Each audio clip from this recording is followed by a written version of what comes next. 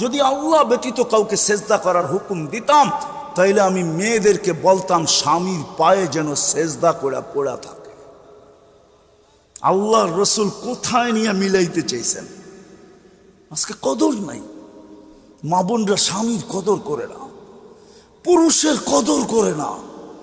আল্লাহর রসুল জাহান্নামে যাওয়ার সর্বপ্রথম কারণ যেটা বলছে বুখারীতে আছে, প্রথম শব্দটা হলো তাকফুরনাল আশিরা, স্বামীর কদর না করা। স্বামীর যখন কদর না করে, কদর না করার দ্বারা জাহান্নামী হয়। তাকফুরনাল আশিরা ও তুকসিরনাল লানা, ওটা বাদেই দিলাম সর্বপ্রথম। এখন তো আমাদের মা বোনরা স্লোগান দেয়, বাঙ্গা ঘরে থাকবো না, স্বামীর কথা মানবো না। বাঙ্গা ঘরে থাকবো না, স্বামীর কথা মানবো না। তো যেটা বুঝাইতেছিলাম, হারেস বিন নোমান মার সেবা করা মনে উঠলো, এই জন্য বলতেছি। মুসা আলাইহিস সালাম আল্লাহকে জিজ্ঞাসা করছে আমার জান্নাতের বন্ধুকে, তা আল্লাহ বলে মুসা কসাই। হাসি দিয়া বলতেছে আমি কোথায়, কসাই কোথায়? একটা মিল তো থাকতে হবে। মুহাম্মদুর রাসূলুল্লাহ সাল্লাল্লাহু আলাইহি ওয়াসাল্লামের জান্নাতের বন্ধু আবু বকর, এটা তো একটা মিল আছে। এক তো বংশের লোক, মক্কার সবচেয়ে ধনী লোক, 13টা দোকানের মালিক, একটা মিল তো আছে। আমি কোথায় কলিমুল্লাহ আর কোথায় কসাই? আল্লাহ কয় সিদ্ধান্ত এটাই।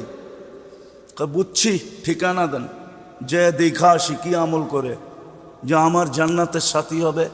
যা দেখে ঠিকই কসাই, গোস্ত কাটতেছে, ব্যাগ ভরতেছে, মানুষকে দিতেছে।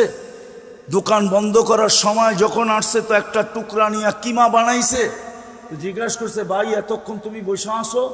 বলছে তোমার বাড়িতে মেহমান হতে চাই, রাখবে?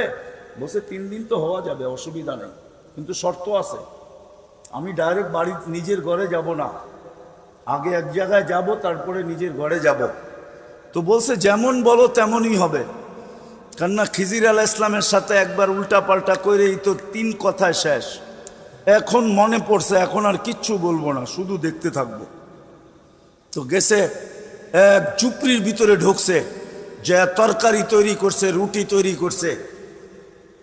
তরকারির ভিতরে রুটি ভিজাইছে, এক খুনখুনে বৃদ্ধাকে বুকের সাথে পিঠ লাগায় বসাইছে, নেওয়ালা বানায় বানায় খাওয়াইছে।